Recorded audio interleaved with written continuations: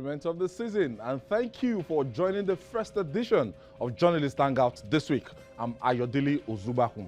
Today on the program, Governor Sanwo-Olu outlines his mission, speaks on the challenging task of running Lagos. I'll be hanging out with Babajide Kolade-Otioju and Mojeed Jamiu. So if you're ready, let the hangout start now. Thank you for joining us. I think Babajide Kolade-Otioju this weekend in Asaba picked up his 20th award for the year 2019. They call it the Nigerian Silent Heroes Award. Now, it was given the silent hero in broadcasting, Babajide, 20 to close the year 2019. Yes, I think no more awards will come before today's the 30th. Before the end of the 31st day of the year, of the month of December. Although GKB thinks that 10 more will come. 10 more yes. in the next 24 hours. But I'm sure that will not happen. Mojeed, projecting to 2020. Let me first congratulate Jide for that award. And it just shows that people value and appreciate what we do in faraway Asaba. I think last week, about 2 weeks ago, it was Nasarawa. All over the previous country. week. Previous week. He has picked awards in Abuja, Abuja, and several other places, including Lagos. So kudos, and it just challenges us to keep doing more. 2020 is going to be a far, far better year for us all. Good evening, viewers. In the midst of the euphoria greeting the festive season, it's time to take stock and project into the new year with renewed resolution. Lagos, Nigeria's most strategic state and the 5th largest economy, is in that mood. The state governor, Babajide Sanwo-Olu, who is 6 months old in office, will outline his mission to us on the program today. We will also speak on the challenging task of governing the boisterous state of Lagos. 6 months, Babajide Sanwo-Olu being, the man at the steering wheel in Lagos State, and how would you assess it in the last 6 months? Yes, many times governors who are not prepared get fortunate to take office, but no one can say that Babajide Sanwo-Olu has not been prepared by good fortune for this job. He's been a banker, he's been in government, he's been commissioner in different ministries. He has run an efficient transportation model in Lagos. So he knows what it is to run a state like Lagos. So one cannot say that he was not prepared for the job. One cannot say he has not got what it takes to become one of the best governors to ever run Lagos State. So we are just waiting to see how much success it will deliver. Mojeed. Yeah, his last tour of duty before becoming governor was actually as the head of LSDPC. Managing director of LSDPC, and the Lagos Home Scheme, where you rent to own, you buy outrightly, or you do mortgage by paying like 5%. I mean, he is the head of an institution, and it's not a surprise that in less than 3 months that he came, he was able to inaugurate that housing estate at, I think, somewhere near Jakonde. I mean, one of the abandoned projects, which has about 750 flats. And I also see that, I mean, the BRT that we see today, it was actually one of the major architects that put the structure that is now seen as the BRT mass transit in Lagos together. So it's like a die in the wool. Like Jide said, it's been there, and I think he knows his onions. It started a bit, it was a bit rough for him, especially with the state of the roads when he came in. But I think things are getting better now with the advent of the dry season. Before we connect you with the governor, we have a story on the governor. Please enjoy this.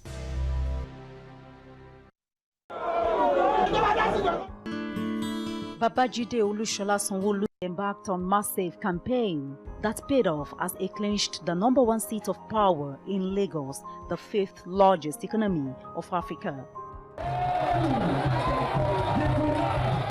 During electioneering, he promised to continue from where his predecessors stopped and bring top-notch innovation into governance.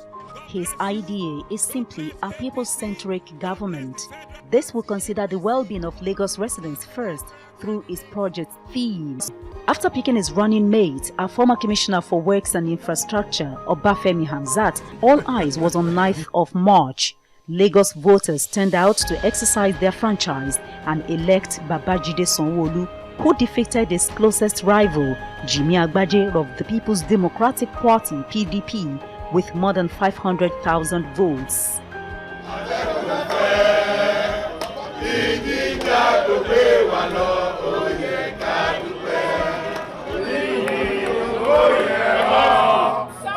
It was jubilation galore for the All Progressives Congress APC leaders, supporters, and well-wishers. Then he expressed what the victory meant to him. Well, it means everything to the total population of Lagos. It's a victory for all of us. As you can see, all of us are here. It's not my victory, it's a victory for all. During his acceptance speech, Mr. Sanwo-Olu waved the olive branch to his opponents to join him to take Lagos to the next level.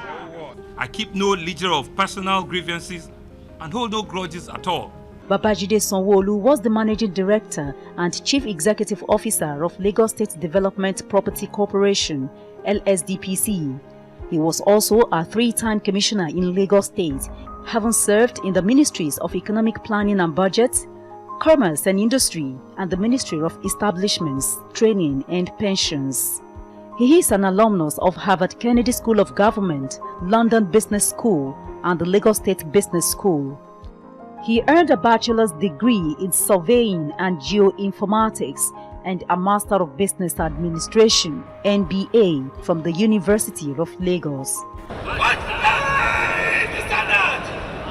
March past by paramilitary agencies kicks off the inauguration ceremony of the 6th democratically elected governor and the 15th governor of Lagos State. It was the deputy governor who went first to take the oath.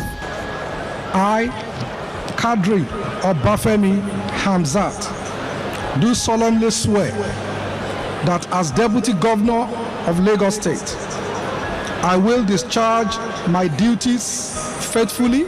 And the governor was next. I, Babajide Sanwo-Olu, do solemnly swear that as the Governor of Lagos State, I will discharge my duties faithfully and in accordance with the Constitution of the Federal Republic of Nigeria and the law. In his inaugural speech, the governor said he is focused to move Lagos forward. So I have the Executive Governor of Lagos, Mr. Governor Babajide Sanwo-Olu, from his Alausa office. Now, you've been a banker and served as a commissioner for years now. You manage public transportation in Lagos. How have you found governing Lagos in the last 6 months? Well, I mean, first, I used to thank you. Thank you very much. Merry Christmas. Merry Christmas. To Ayo, to Mojeed, and my namesake, Jide. Thank you very much for giving me this rare opportunity and privilege to be part of your first-class program called Journalist Hangout. I feel like a journalist already. Yes, you are hanging out with us already. Yes, I can see how wired up I am. But just to say that I had to end the cabinet meeting so just that I can pick this interview. You know, Monday is always our cabinet meeting, and I'm truly honored to be with you this evening. So, back to your question. In the last 6 months? For me in the last 6 months. has it been for me in the last 6 months? Yes. Okay, it's been a roller coaster. It's been a lot more challenging than one would have thought. That's the truth. It's been very eye-opening, but more importantly, it's been a position of tremendous opportunity, a position of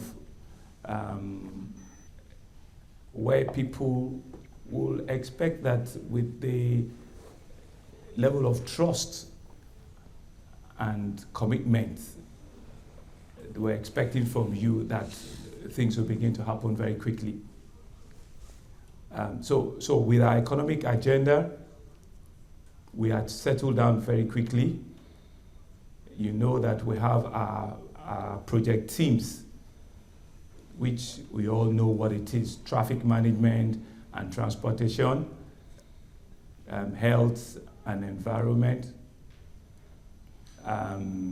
education and technology, making Lagos a 21st century economy in infrastructure, in housing, and in power. Tourism and entertainment, and finally, security and good governance. So each one of them, we have started tackling and resolving all of the problems that we have in Lagos. So the last 6 months has been a lot of fact-finding, confirmation of what the issues are, and bringing about solutions that can be used to tackle each and every of the problem that we've identified. So if you ask me which one in particular, I can explain to you. If it is in transportation, if it is in health, if it's in education, if it is in security, I can take you one after the other. Now, Lagos has over the last decade inched towards mega city status. But again, how do we intend to deal with the issue of traffic gridlock and bad roads? We see quick fixes that cannot withstand even the moderate rainfall, let alone a downpour. Well, thank you very much, Ayo. So with the traffic gridlock, we came in right in the middle of the rainy season. June, July, August, that's when we have the highest level of rain, right? But also given the vehicular density of Lagos compared to national average, it will always be a bit of traffic. Lagos have about 240 vehicles per kilometer as compared to a national average of about 11. So Lagos also occupy less than 0.5% of the total mass of this country, right, of which 1/3 of it is also water. And Lagos also carries over 10% of the population of this country. So looking at that small area, that huge population, it's good to say that there will always be traffic issue. But so what have we done? So we identify traffic gridlock junctions. And so we're solving those gridlocks one after the other. You will realize that we've just awarded at about 5 various roundabouts all around Lagos where we want to introduce traffic signaling as against walking around the roundabouts. In Lekki, in Ikeja, in Alimosho, around the command area, in Akowojo, and the last place is Ejigbo, Egbeda, Ejigbo. So we're also solving the problem around Maryland. So all of these places where you have the roundabouts, we're removing the roundabouts. So once the roundabouts are removed, we'll see what we call road signaling, where we'll be using traffic lights to manage the traffic. That's one. We've also set up to ensure that it is zero potholes on all our roads. If we're able to introduce the zero potholes on all our roads, we'll have free flow movement. And so you can see all around Victoria Island, Ozumbamba-Diwe, under Falomo roundabout, under if you're coming from Outer Marina, all of those impediments of traffic gridlocks have been removed. If you go to the Lagos West, which is Ikorodu, you'll see all our attempts around resolving traffic at Agric Ishawo Road and also Ijede Road. If you go to Lagos West and go towards Lagos Badagry Express Road, you will see that we're also resolving the traffic gridlocks on the express road, right, with the road infrastructure going on there. So we're tackling traffic gridlocks from a multi-hydra-headed position. So these are some of the things we're doing. But the long-term solution will be for us to have users not only using the road infrastructure, but they can use rail and they also can use waterways as the medium to long-term solutions that we're expecting. So very quickly, we need to complete our rail infrastructure that we're building, and we need to scale up, our procurement on the waterways.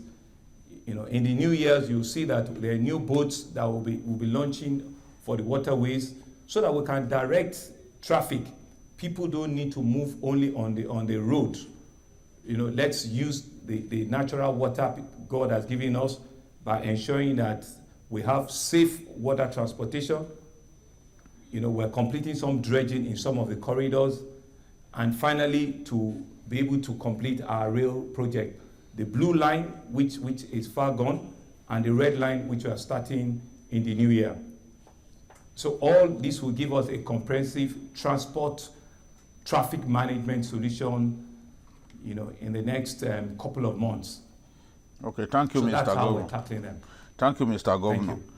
We see evidence of road rehabilitation, but the concern that people have is that the same roads that the potholes have been filled at this time, next year we will return to fill those potholes again. Why is it difficult to have to rehabilitate these roads in an enduring manner so that we don't return to them the following year? Well, thank you very much. Like I said, Lagos, because of the volume of water that it carries, especially during the rainy season, if we have our choices, we would rather make almost all our roads interlocking or concrete roads. Asphalt does not work well with rain, right? So once you have asphalted road, if it's not well compacted, the moment you have any form of break or any form of pothole there, if you don't quickly fix it, the asphalt will start wearing off very quickly. But if they are interlocking stones, interlocking will be a lot more enduring. And you can see what I'm saying. That's where on the Lagos Apapa-Oshodi Express Road that federal government is doing with Dangote, you can see that is rigid pavement, meaning we're doing concrete roads. We'll get back to Mr. Governor. He was trying to talk about, the bad roads we're experiencing, and right now it takes a minimum of 2 hours to even move within Ikeja, Babajide. Yes, and I think also that we really need to look at even the drains, the drainage architecture of Lagos. Mr. Governor will need to look at the drains. On the island, for example, the drains are narrow, too narrow to accommodate the volume of water that goes into them when it rains. So the bulk of the water spills onto the road and doing serious damage to the road in the process. Remember, those drains were constructed when the population of Lagos was not this large. But the population of Lagos is now so large that you cannot continue to use drains as narrow as the ones that I'm talking about. So maybe we will need to expand the drains so that they can take greater volume of water when it rains. Because of the rainy season and that was extended this year, it rained till like November, December, Mojeed. It became a kind of embarrassment. We had bad roads all over Lagos, and moving around Lagos was terribly difficult. Yeah, like the governor explained while talking earlier, he said, of course, we all know that Lagos is below sea level, and asphalt and water, there's salty water in Lagos too. Coupled with the extended rainfall, we are given the statistics sometimes on this program that we had the average that we had in the month of October alone was about 150 millimeters of rain, which is far more than what we experienced in more than 6 months in some other years. So, but be that as it may, you would want to think about roads like Kudirat-Abiola Road, Oregon Road, that has been there for more than 10 years and are still standing firm. If the roads are well fixed, there won't be any need going back to fix them. Almost on a yearly basis, like Jide said. But then another major factor is that the way we dispose our plastic waste, most of the drains are blocked. And for the past 4 years, I learned little or nothing was done about there's something we call drain docks. Removing the silt on the drains. It's only now that the commissioner in charge of the environment and the drainage, as well as the special advisor, Mr. Tujibelo, as well as the special advisor on drainage, when we can see them, they are all over the streets. They are all over the states, trying to desilt and to free the drainages. When the drainages are free, even if there's a heavy downpour, it's quickly goes away. So it also calls to question the way we dispose our refuse. People wait till rainfall and go and dump their refuse right inside the drain. So most of the water channels are blocked, and the canals are blocked. So I think, but these are not enough excuse. We have a government that should be responsive, that should ensure that these things are done. But if you leave the drains for 4 years, you can imagine what will happen. Cumulative effects. That is it. Okay, we'll take this breather. When we come back, we'll talk more. It's still Journalist Hangout. We'll be right back after this time out. Please stay with us.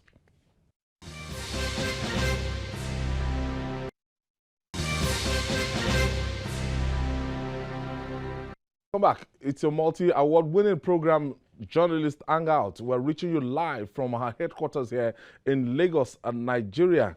And we're still looking at Lagos. Babajide, during this festive period, the Yota period, it's extremely difficult to move around Lagos, in and out of Lagos, especially when you are facing Lagos-Ibadan Expressway. A lot of people migrating out of Lagos, they've been facing a great deal, just trying to get to Ibadan, trying to get to Ijebu. Yes. I'm confident that once we are through with the construction work on the Lagos-Ibadan Expressway, that road will be a joy to travel on, and it will have been sufficiently expanded to the point that people can enjoy the road. So I believe that the suffering is just for a short while. It's just for a short while. The president has told the Minister of Works that the Lagos-Ibadan Expressway should be delivered this year. Once it's delivered, everyone will begin to enjoy that road. And then, of course, with the initiative to also return to rail transport, definitely there will be less pressure on our road. The governor was talking about that. So I believe that even the light rail project, there will also be other rail projects apart from the light rail project, which will help us to get more people to focus on rail transportation. Okay, back to the governor now. Okay. Yeah, Mr. Governor, I want to ask about the recently concluded opening of bids for the Fort Mainland Bridge, which the Deputy Governor told Nigerians a couple of days back that 39 companies, both Nigerian and international, are shown interest in that in the project. So, want to know what kind of arrangements? I mean, there is going to be fully private sector driven, or what role is the Lagos State government? Because it's going to be a huge project, I think 37 kilometers or thereabout. Lagosians want to know, sir. Thank you very much. Thank you very much. And I hear all your comments before. So it's true, we've opened the bid for the Fort Mainland Bridge. I think we're also going to advertise the results of the expression of interest tomorrow, so that it will be transparently shown to all Lagosians who were the companies and who they represent. So I think from the report I saw earlier today, out of the 39, I think about 32 of them met the EOI qualification. Wow. And I think they will be publicizing those 32. So what it means is they will now go to the next stage, which is what we call request for qualification or request for proposal. They will enter a data room where they would all have the same set of documents, so that they can go into their design, both technical and financial, before they now submit their final RFPs. So thereafter, we'll have consultants, including KPMG and international technical partners that are working with us to reevaluate, and I think maybe the last 3 or 4 people will be chosen at the end of the day. So it's supposed to be a PPP, a total PPP model. We're not meant to put any funding there, but we're meant to create an enabling environment that will ensure that the business model works. So that's what we're meant to do. So at the end of the day, it's supposed to be about 37 kilometers, like you said, Mojeed. It will get into Ikorodu. It will go past Agric Ishawo. And I think eventually, if we get the measurement right, it's supposed to bust out on Lagos-Ibadan Express Road. That's massive. So wow. The Fort Mainland Bridge will end in Ikorodu, but we are doing Agric Ishawo. So that Agric Ishawo, we started phase 1 of it. By the time we do the phase 2 of it, it will get to Lagos-Ibadan Express Road. So it will be a total ring, which will be like an M25 that you see in London. Oh. So it would take, that's the whole strategy. What's the time frame you are looking at? So once you take the traffic, it will take you right out of Lagos, and you have places where it will drop people that want to drop along the line. Sound interesting. So it's a model that we're believing that we should conclude that whole exercise between the 2nd and 3rd quarter of next year. Next year? So that they can go, yes. No, that's the bid process. No, what I mean by completion, the bid process. Okay. Is the bid process. Okay. The construction itself should not be more than 2 years. 2 years. So by 2023, yes, we should be talking about having the Fort Mainland Bridge in Lagos. By the grace of God, we should see the bridge on that lagoon. Yeah, that's what we're hoping for. Now, Massive, how about the Apapa and Lasu Road? When shall we have a kind of respite on this road? Well, thank you very much, Ayo. So on the Badagry Express Road, you can see that we're getting to complete the section getting to Trade Fair, getting to Iba Junction, last to Iba Junction. We now need to award the final one from Iba to Okokomaiko. You know, so from Okokomaiko, sorry, we need to award from Iba to Okokomaiko. So thereafter, I think federal government wants to take it, you know, through Agbara. You know, so our own part of the bill is to ensure that we keep CCCC on that corridor. You know, they've passed Trade Fair now. They are at Iba Junction, and we should just continue. So by the end of next year too, we should be at around Okokomaiko. Tell us more about this light. Is a whole. Okay, tell us more about this light rail project. See, we're talking about the blue line and the red line. That reminds me of, you know, when you go to places like London or the US, that you have to stop on the blue line, cross over to the red line. And when are we supposed to have something like that? And from where to where in Lagos? Will it be delivered? Thank you very much. Thank you very much, Ayo. So the blue line is meant to start from Okokomaiko eventually, right? So it will pass through Mile 2, it will pass through Orile, it will pass through National Trade Fair, fly on top of the Lagoon, Eco Bridge, and take you to Marina. Yeah, I think it's about 32 kilometers in all. 30, yes.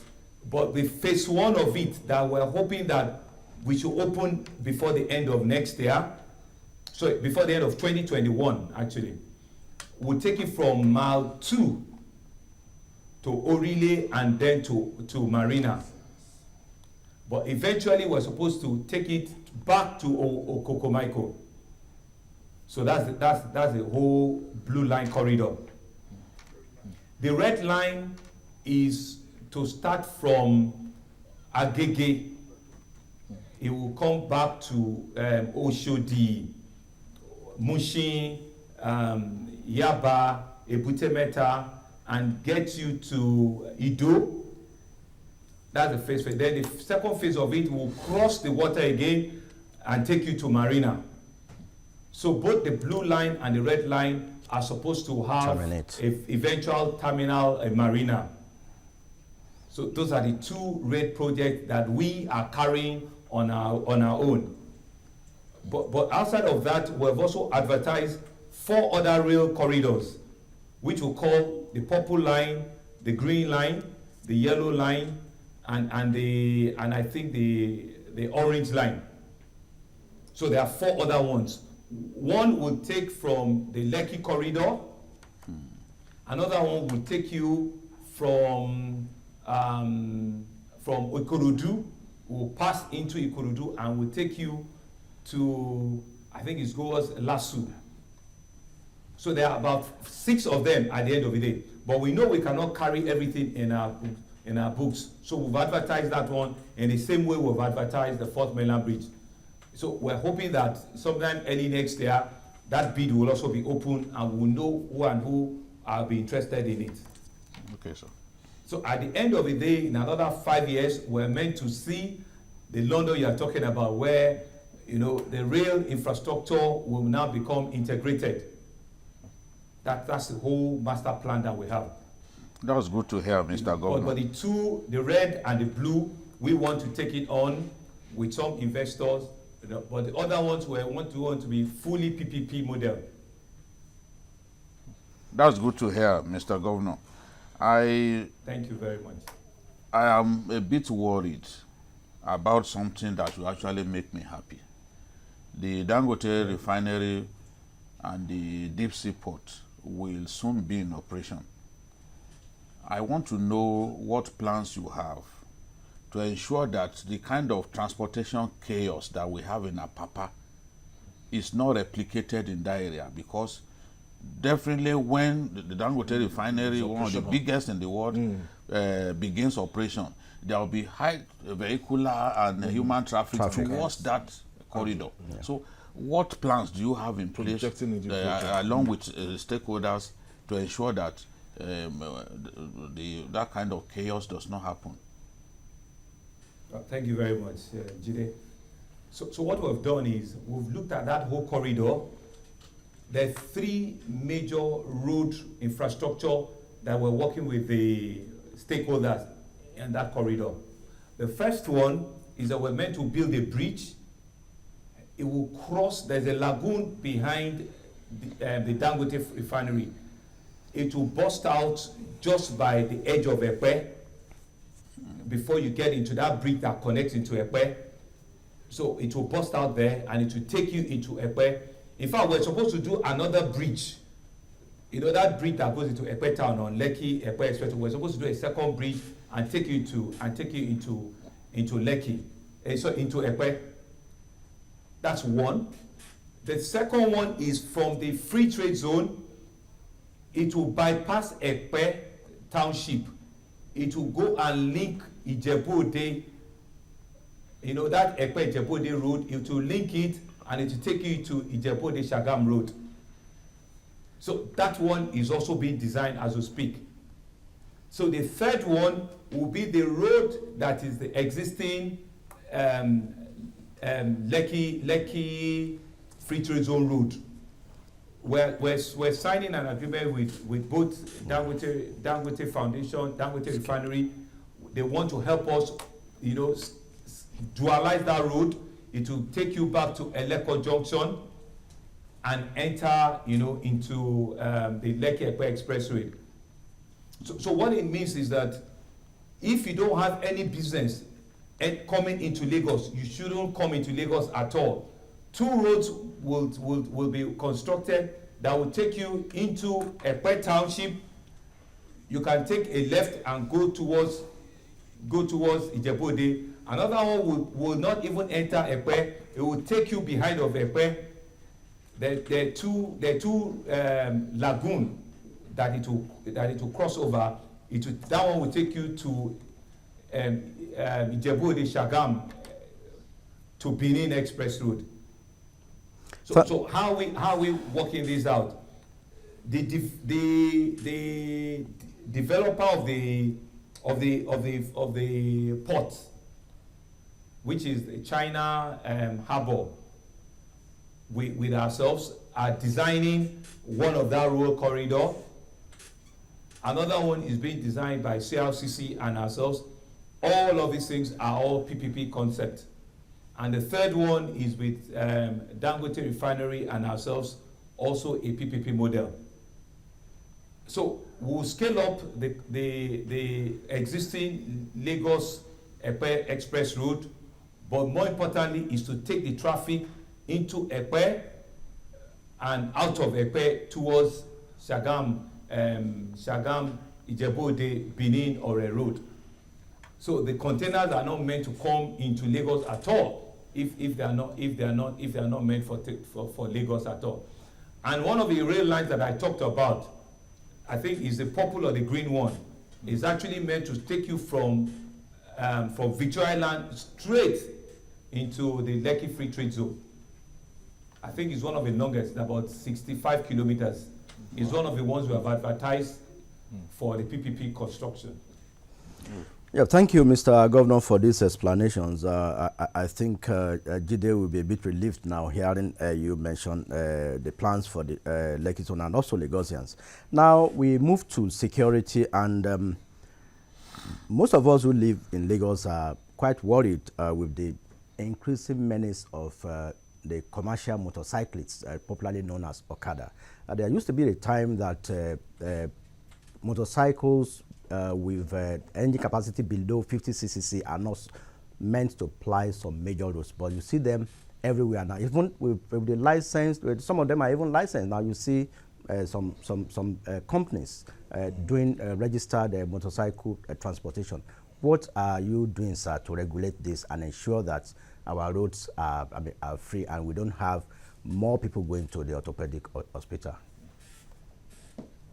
Well, Mojeed, thank you very much. I think It was as if you were at our cabinet meeting earlier today. And I want to really, really thank you for the observation.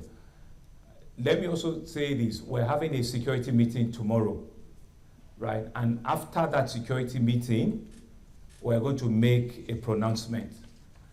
I do not want to make that pronouncement here now because it has security implication.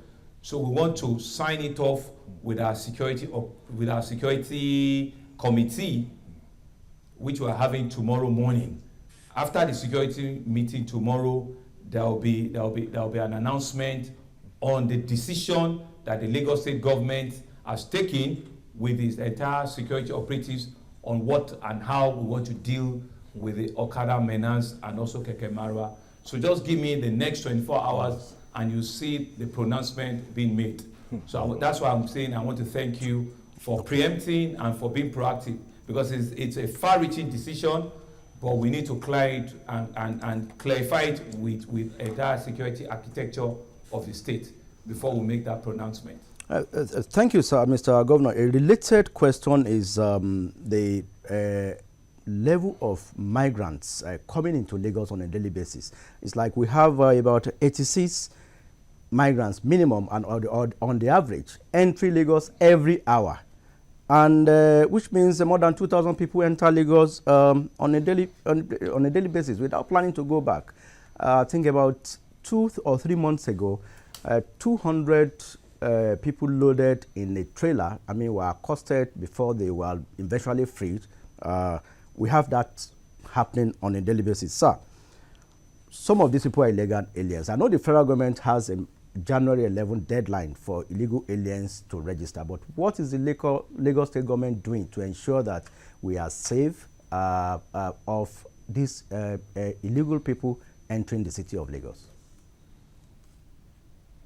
Well, thank you very much again, Mojeed. These are very serious security issues and very serious national issues that we need to manage very well and be very critical that we do not heat up our polity. Some are Nigerians, like you rightly observed, and we do not have the constitutional right to deny or avoid any Nigerian for having the opportunity to come in and out of whatever part of the country they need to move into, right? It's just that we need to be sure that they are coming, or people that are coming to the state are coming to do businesses, and they are going to obey the laws of the state and be responsible citizens of the state. That's what the law says. But in terms of free movement, we really cannot do anything about that. We cannot put a border post at Ojota and say that you cannot come in. We are Nigerians and we're all from the same nation. But it's really for us to ensure that you are coming to do genuine and legitimate business in the state, and the state will be open for genuine and legitimate business. However, what we have said we're going to do, which I've started doing with our LASRA, is that we need to have you under our Lagos residency scheme. So we have rebranded that exercise, and in the first quarter of next year, you will see that we are working with NIMSI with LASRA, and we want to have what we call our own Lagos residence ID card. That will help us do a lot more planning, so that we can arrest all of the blighted areas that we have. We'll know what are the requirements, and who are the people we need to provide things for in all of these areas and in all of these communities that we have. So what I'm going to enjoy and help us populate is that once we start that registration exercise, please let everybody know that it is for planning purposes. It is for us to know what numbers we have, and now we need to plan for education, for health, who is where and what are they doing. So that will help the government to be able to locate and put people in right places. And the other thing we're planning to also do is to open up, we're building a rice mill. Right? The rice mill, we imagine that it will give up a lot of agricultural opportunity. let's open up, agri extension services in Araga, in Epe corridor, in Ikorodu corridor, so that we can encourage people that don't have work to do in the metropolis. We can open up opportunity for them outside of the metropolis, and they can still earn a living, they can still have a proper, decent living, and all of the things we produce in Lagos, you can rest assured that Lagosians are going to consume them. So really is to provide that ecosystem, where you can come here, be law-abiding citizens, obey the laws of the land, and Lagos will also be good to you. That's the plan that we'll have for everybody.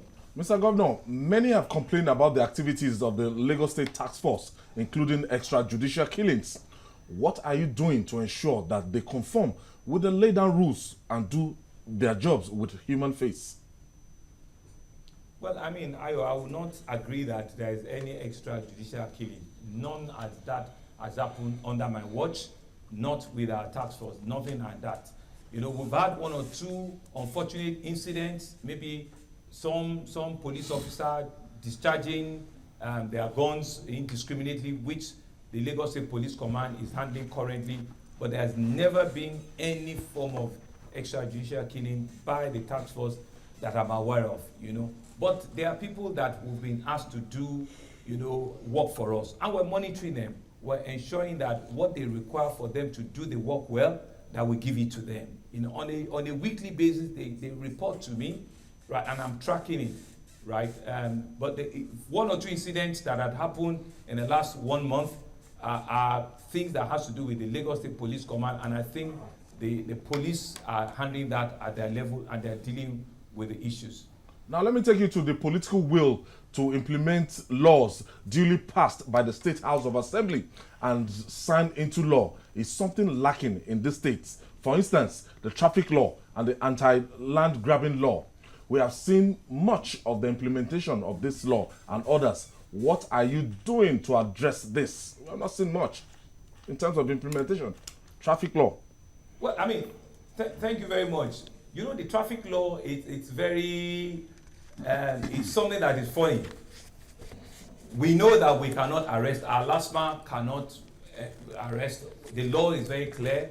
We need to bring you forward in front of a judge or, a magistrate. So we're working with our judiciary to have a lot more courts that are for traffic offenders, and violators. So that is happening, that we're doing very well, right? It's only if you wish to exercise that right and say, you know what, I don't want to go to court, I just want to pay the fine that has been stated in the law, that you'll be asked to pay the fine, right? But in terms of a political will to enforce our laws, I can assure you that this government will certainly do everything. We will not leave anything unturned, right? We want to do it with a human face.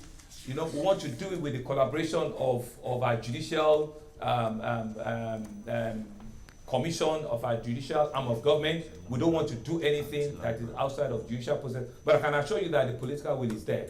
Same with the land grabbers. We have reinforced, the tribunal, the committee that's supposed to do it. And if you are caught, you will certainly face the full wrath of the law. That's, I can assure you. There's a full political will to take it and to deal with issues as they occur. Okay. Mr. Governor, your government is bearing down hard on street trading in Lagos and playing up the fact that they constitute so much nuisance to our people.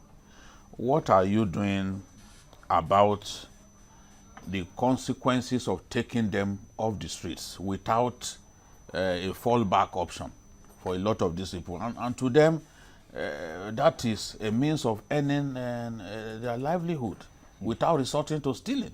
Okay, we'll be right back after this breakdown. Please stay with us.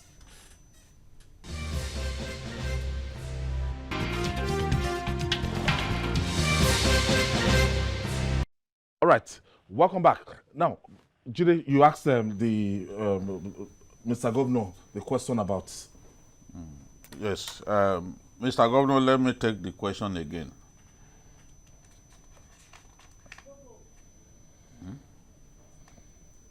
Yeah, I'm with you. I can actually take. Okay. Okay, you heard me clearly. Okay. Okay. Yes, I did. Okay. Okay, so the intention is certainly not to disenfranchise anyone. You know, we want to set up a little agency where we can regulate all of this street trading. You know, there are social issues there. There are traffic issues there. They constitute traffic gridlock as well. But they also sometimes, you know, endanger their life. So what we should do is to see if we can formalize them in a way where we can register them, right? And we can sort of like reorganize them. So that agency is coming on board, and we're working out the very fine details of it. It's something that's going to come out in the first quarter of next year, right? Whilst we're not going to encourage just anybody walking on major highway on the pretense of street trading, and some of them we've seen instances where they've robbed people in traffic. You know, they've brought out guns, they brought out knives to rob people. While we're not going to allow that to happen, we realize that there are some of them that in truth, you know, need a real genuine source of livelihood. So we certainly need to balance all of that. So we've set up this agency, you know, which we'll call to regularize and regulate the vendors, take them off the street, but make sure we can reorganize them, right? That paper is coming to council early next year, and the process and the procedure to be able to do that will be finalized, like I said, within the first quarter next year. Mr. Governor, the problem is that there are not enough markets, and where you even have markets, the cost of renting stalls is prohibitive and clearly out of the reach of some of these people.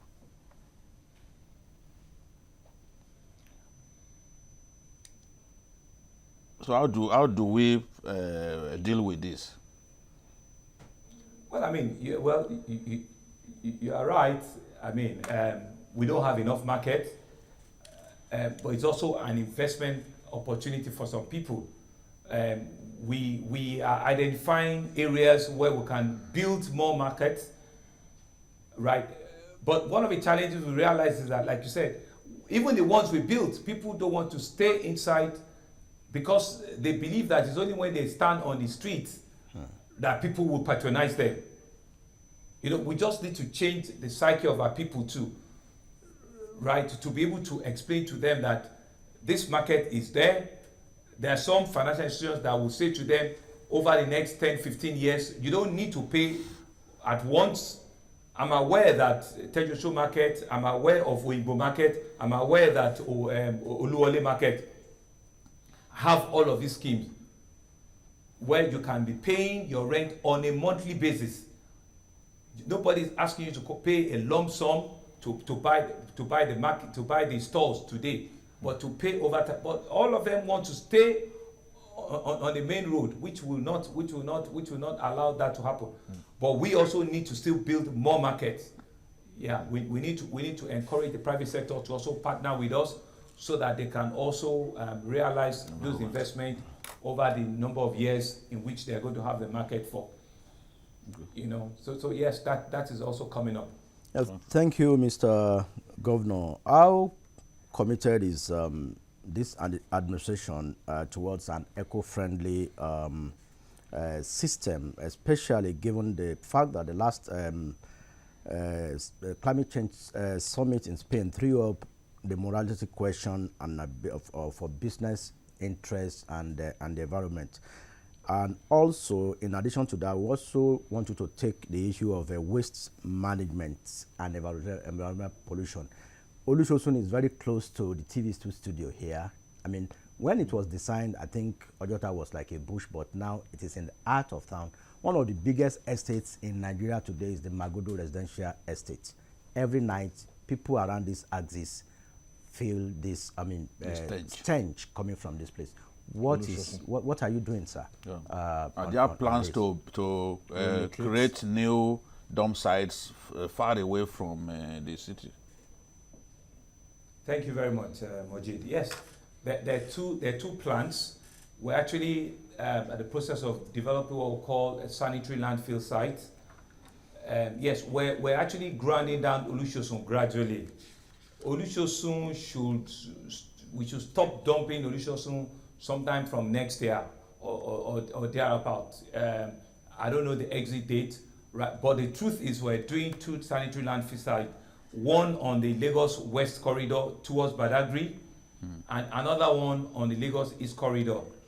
We're also talking to our sister states, Ogun State, to see on the Lagos Ibadan Express Road, to see if they can give us a T. We can build a sanitary landfill site off the major road there, so that we can have a quick turnaround, where all of these compactor trucks can go and discharge. But the major solution to waste management is waste conversion, right? Waste to whatever it is we want to convert it to. It could be waste to fertilizer, it could be waste to energy, it could be waste to people use the cardboard and the paper for other recyclables. If we get the model right, we are meant to reduce the waste that gets to the dump site by about 50 to 60%, right? So that's why we started by our blue bag campaign, where we've said that we should start waste sorting from our kitchen. We've kept talking about waste sorting. It's only when we start waste sorting from the various residents that we can see the full benefit of waste management ecosystem. And it's only when we do that we can see investment come up. People that have plastics, that have bottles, that have paper, there are lots of companies that will come and take these things away from you. It's only the organic waste that needs to go to the dump site. In fact, even the organic waste, they can turn into fertilizer. So there are 2-3 companies we're talking to, but the only way we can help them is for our people to start waste sorting from our residents. We've produced, or we continue to produce, various bags for our people: purple bags, black bags, and red for I think for hospital waste, right? So we'll continue to increase the production of these things. We're even expecting some more bags, and want to take it around all our residents. We're distributing them through our local government. We're distributing them through our CDAs and CDCs. People should take this thing home. They shouldn't turn them, into their own internal usage bags. They are for waste. Once you can do that, then it will be easier for people who need this waste, be it bottle, be it plastic, be it paper or cardboard. Then it will be easier for them to come and pick them up and recycle. Okay. That's on another part. But the major thing we're also planning to do in the new year is to see how we refleet, the compactor trucks that we have.